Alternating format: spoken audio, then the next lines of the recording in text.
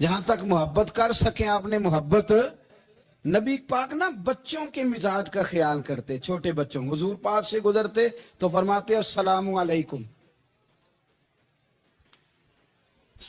ایک بچے نے نا حضور کے کپڑوں پر پیشاب کر دیا تھا،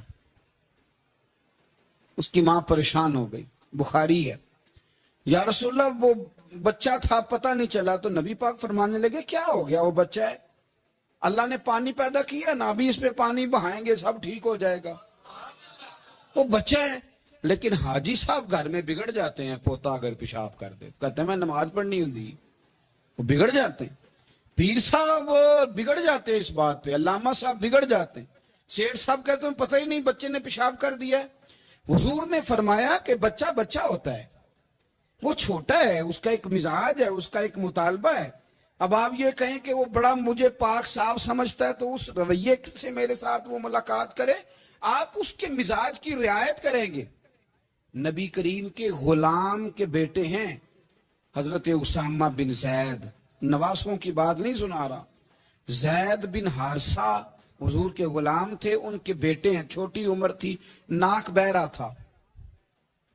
ویسے دادا جی ناک صاف کر دیتے ہیں پوتے کا، ہو سکتا ہے وہ ڈانٹ دیں کہ چل دوڑ جا کتنا گندا ہے، اماں سے کہتے ہیں ناک صاف کرے، چل نلائق. نانا بھی کہتے ہیں بھاگ جا، کیونکہ وہ حاجی صاحب نے وضو کرنا ہے، نماز پڑھنی ہے، تو ان کے قریب یہ چیز آ گئی تو بڑا مسئلہ بن جائے گا.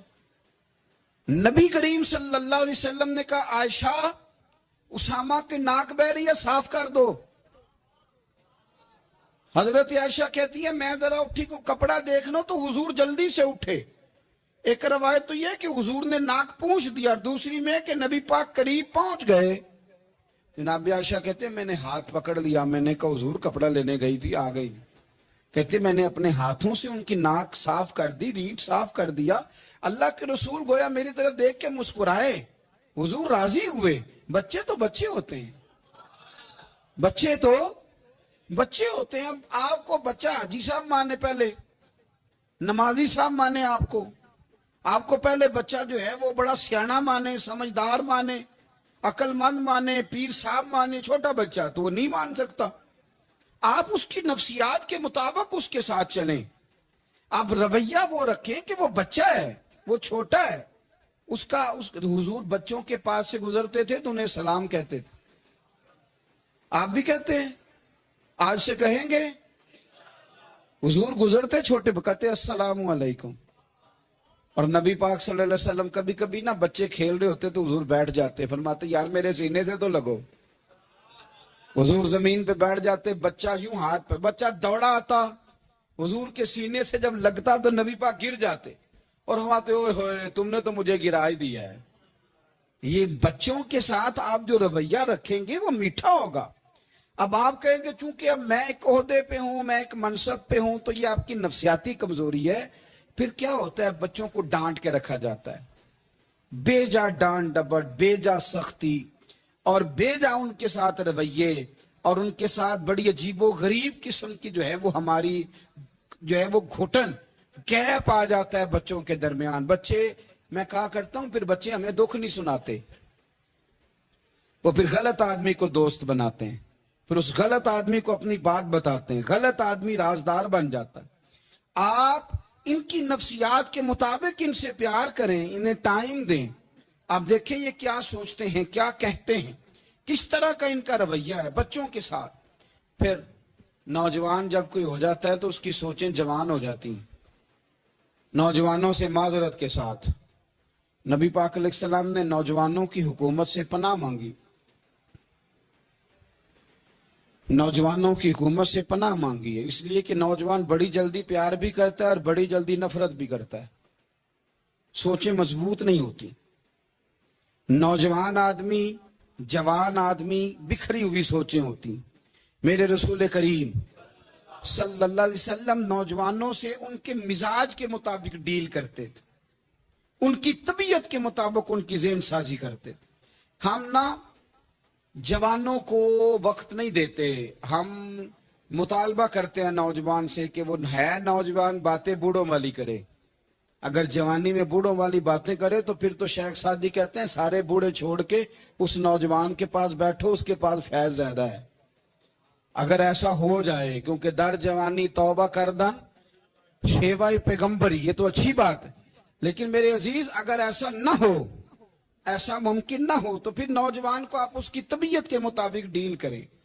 آپ اس کی سوچ دیکھیں، اس کا رویہ دیکھیں، اس سے پیار کریں۔ نبی کریم علیہ السلام کے پاس ایک نوجوان داخل ہوا، اندر داخل ہوتے ہی اس نے فٹافٹ ایک بات کر دی، کہنے لگا یا رسول اللہ مجھے زنا کی اجازت دے دیں،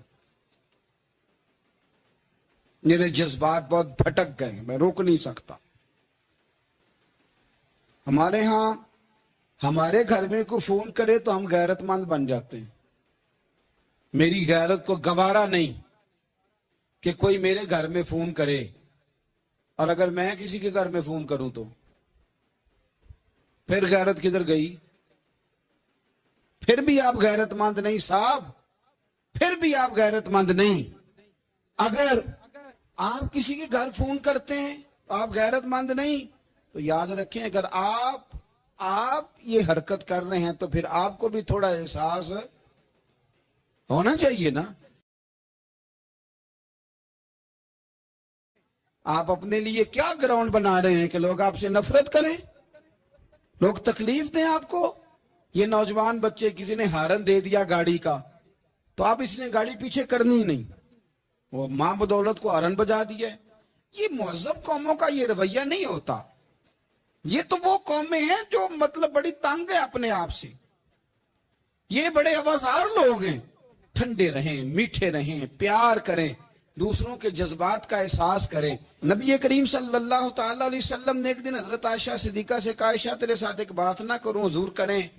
فرمایا جب تو ناراض ہوتی ہے تب بھی مجھے پتہ چل جاتا ہے، اور جب تو راضی ہوتی ہے تب بھی مجھے خبر ہو جاتی ہے۔ اتنا دھیان رکھتے ہیں خاوند گھر میں کہ اب اس کی پوزیشن کیا ہے، اور اب یہ کیا سوچتی ہے، اور کس بات پہ اس کو جو ہے وہ ناراضگی ہوتی ہے۔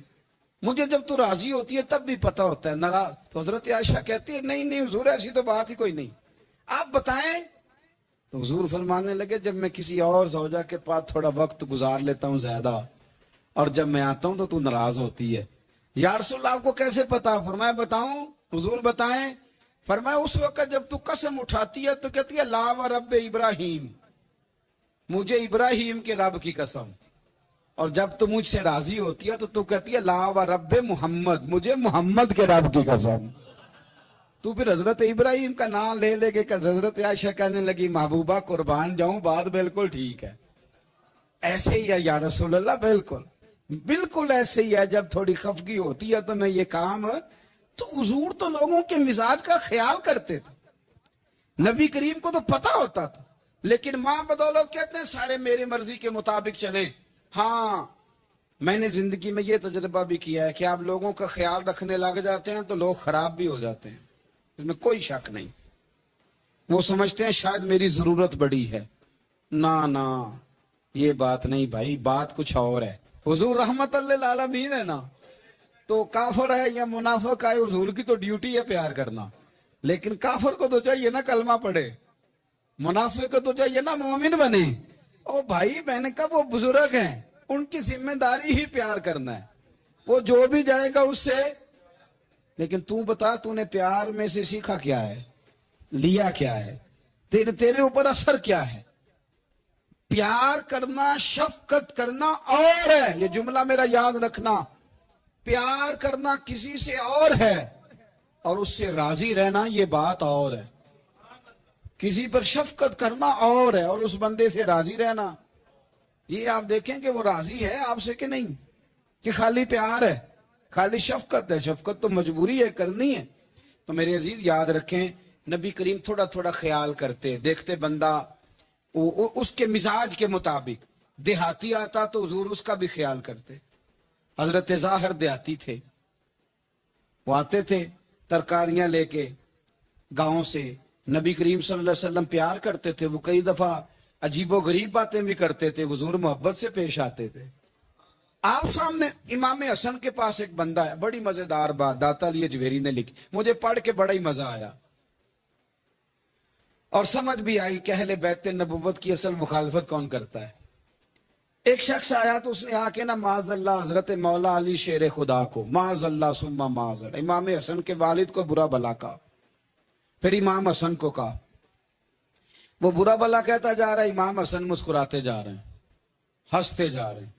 انجوائے کرنے کا آپ کا موڈ بن جائے تو سب کچھ انجوائے ہو سکتا ہے, لیکن اگر آپ نے مرچیں دانتوں کے نیچے رکھ کے اچھی طرح چبا لی ہوں اور کانوں سے بھی دھواں نکل رہا ہو تو پھر تو بھائی کوئی چیز بھی انجوائے نہیں ہوتی.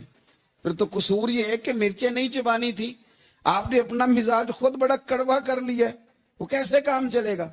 وہ آیا تو اس نے آ کے نا امام حسن کو, آپ کے والد کو معاذ اللہ ثم معاذ اللہ نقل کفر نہ باشد برا بلا کہا. وہ کہتا جا رہا ہے, امام صاحب ہنستے جا رہے. جب وہ تھک گیا تو امام حسن فرمانے لگے روٹی کھانی ہے, بھوک تو نہیں لگی ہوئی. کہنے لگا بڑی لگی ہوئی ہے. فرمانے لگے اس کو روٹی کھلاؤ. اس کو روٹی کھلائی. فرمایا تیرا حال؟ کہنے لگا بڑا غریب ہوں. ایک پیالے میں چاندی بھر کے امام حسن نے اسے دی, اور جب اس کو دے دی نا تو غور سے چہرہ دیکھنے لگا. کہنے لگا آپ کا حلم دیکھ کے, سخاوت دیکھ کے مجھے یقین آ گیا ہے کہ آپ واقعی خون رسول ہیں. امام صاحب فرمانے لگے یہ بیچارہ اصل میں تنگ ہے اپنی زندگی سے, اصل اس کا حال کوئی نہیں, تو میرے ساتھ یہ حرکتیں کر رہا ہے. تو یہ آپ سمجھے اس بات کو, کچھ لوگ بیچارے ویسے ہی تنگ ہوتے ہیں, پریشان ہوتے ہیں, ویسے ہی بلا وجہ معاملہ ہی کوئی نہیں.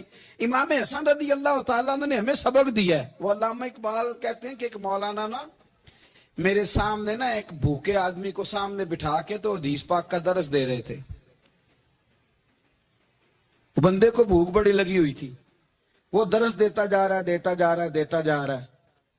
تو اقبال کہتے ہیں میں نے اسے کہا کہ فاقہ کش کو درس شریعت سے کیا غرض, اس کے شکم کی آگ کو تو روٹی چاہیے. بھائی اسے روٹی کھلا, اسے تیری کوئی سمجھ نہیں آ رہی, تو بھوک لگی ہوئی ہے, پہلے کھانا کھلا لے, پھر ذرا اس کے ہوش ٹھکانے آئیں گے, پھر اسے دین کی بات بتانا. ہم لوگوں کا ذہن نہیں سمجھتے کہ بندہ کس قسم کا ہے. میرے نبی رحمت سرور دو عالم صلی اللہ علیہ وسلم دوسروں کا خیال کرتے, ان کے مزاجوں کا خیال کرتے, ان کی طبیعت کا خیال کرتے, ان کے معاملات کو دیکھتے. میرے رسول پاک علیہ السلام تو دیکھتے کون شخص کس طرح کا ہے, کس رویے کا ہے, کس انداز کا ہے, اس کو اس کے مطابق عزت دیتے, وقار دیتے, نواز دیتے, اس شخص کا اس طرح کا اکرام کرتے. میرے نبی کریم صلی اللہ علیہ وسلم فرماتے ہیں میں نے معراج کی رات میں نے جنت میں ایک محل دیکھا. میرا دل کیا میں اندر سے جا کے دیکھوں, پر اس کے دروازے کے قریب گیا تو عمر فاروق کا نام لکھا تھا. فرماتے ہیں میں نے کہا عمر ذرا طبیعت کا سخت ہے.